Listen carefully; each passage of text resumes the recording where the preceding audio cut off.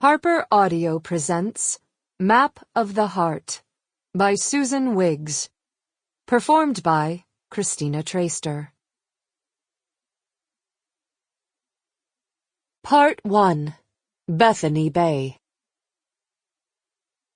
Thank you for all the acts of light which beautified a summer now past to its reward. Letter from Emily Dickinson to Mrs. John Howard Sweetser.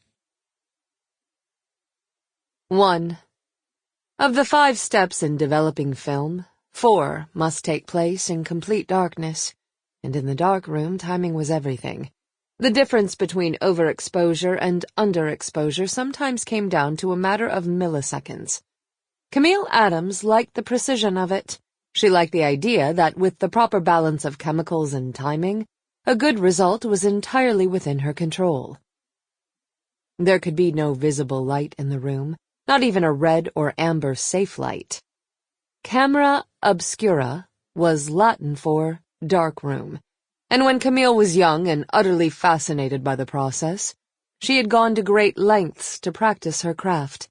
Her first dark room had been a closet that smelled of her mom's frangipani perfume and her stepdad's fishing boots, crusted with salt from the Chesapeake. She'd used masking tape and weather stripping to fill in the gaps, keeping out any leaks of light. Even a hairline crack in the door could fog the negatives. Found film was a particular obsession of hers, especially now that digital imagery had supplanted film photography.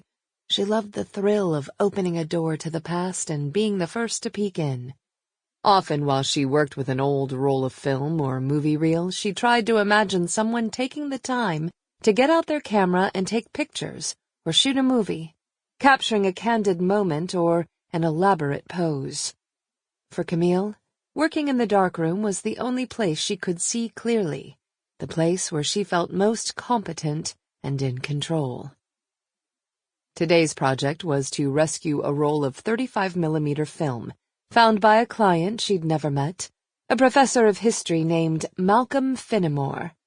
The film had been delivered by courier from Annapolis, and the instructions inside indicated that he required a quick turnaround.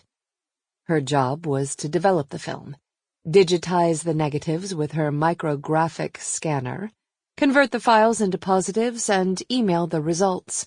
The courier would be back by 3 to pick up the original negatives and contact sheets. Camille had no problem with deadlines. She didn't mind the pressure.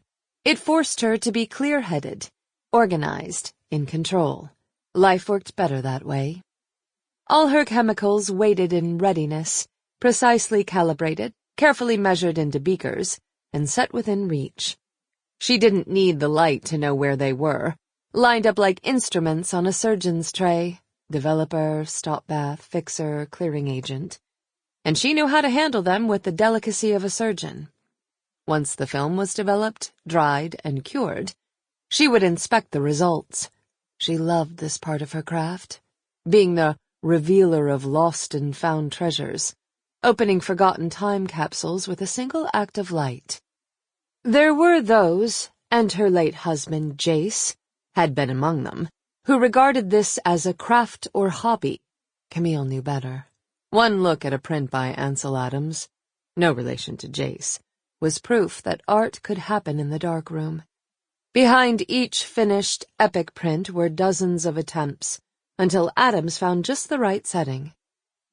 Camille never knew what the old film would reveal, if it hadn't been spoiled by time and the elements. Perhaps the professor had come across a film can that had been forgotten and shoved away in the Smithsonian archives or some library storage room at Annapolis. She wanted to get this right because the material was potentially significant. The roll she was carefully spooling onto the reel could be a major find. It might reveal portraits of significant people no one had ever seen before, landscapes now changed beyond recognition, a rare shot of a moment in time that no longer existed in this world. On the other hand, it might be entirely prosaic. A family picnic, a generic street scene, awkward photos of unidentifiable strangers. Perhaps it might yield pictures of a long-gone loved one whose face his widow longed to see one more time. Sample complete. Ready to continue?